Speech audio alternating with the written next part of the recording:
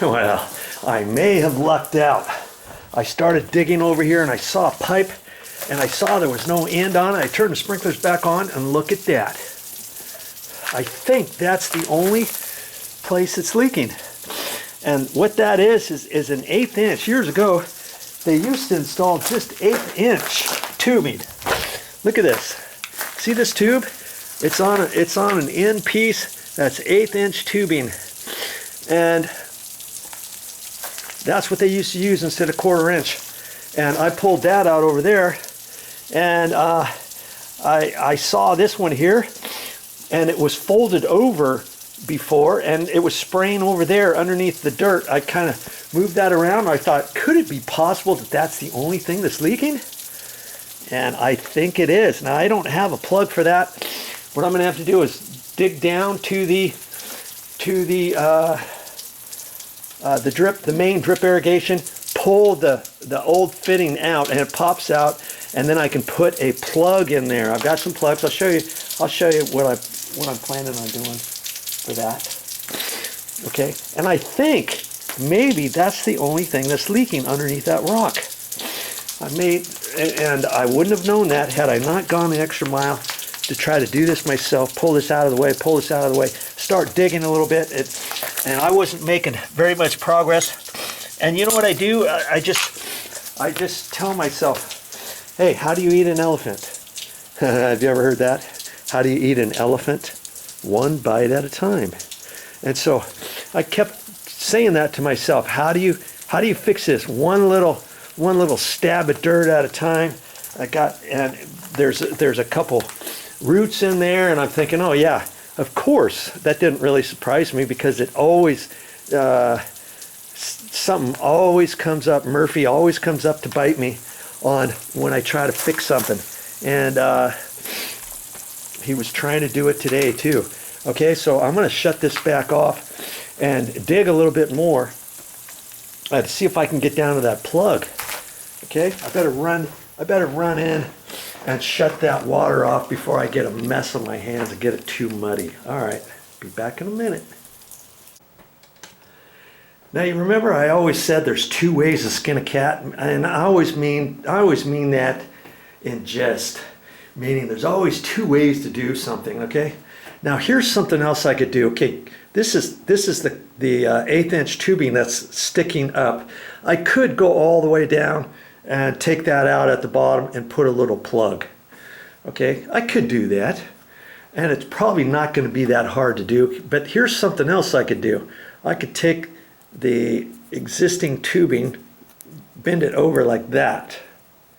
Okay, and I could take a piece of wire and then wrap it around with some pliers or something and make it really stout, and I could plug it off like that, and that would probably work. You see what I mean? Then I wouldn't have to dig all the way down, pull the plug out, or pull this out and then put the plug. The only thing is, this stuff here is 20 years old. I mean, it could get brittle right there. It could eventually crack. Right there. It could. And so I'm gonna kind of dig a little bit more and see. But if you wanted to, you could do it that way. You see what I mean? And I've seen lots of landscapers do stuff like that on the end of a line. Usually not 1/4 inch tubing or 1/8 inch tubing. I mean, I could go to the store and buy a cap, an 1/8 inch cap, and put in there. I guess I could put a screw in there, but then the screw's going to rust out after years, and I'm going to still have the same problem. Okay? And so I think I'm going to dig that out and see if I can't pull that out. I don't think it's down that far, the pipe, now that I got it that far, and it's muddy, and I think I might be able to dig it out. I'm going to try that first, but in all worst case scenario, I could fold it over like that, but it's almost at the ground level, so I got to, once I got the hole dug, then I can get down there, shimmy down there, wrap a little wire, copper wire around there. Not like a metal regular wire, because then that would probably rust out too. So for all of those purposes, and like I say, I could get a cap, an 1/8 inch cap at the store, but you probably have to buy a whole bag of them. I only need one, and I don't think I'm going to do that. I'm going to try to do it without going to the store. Yeah.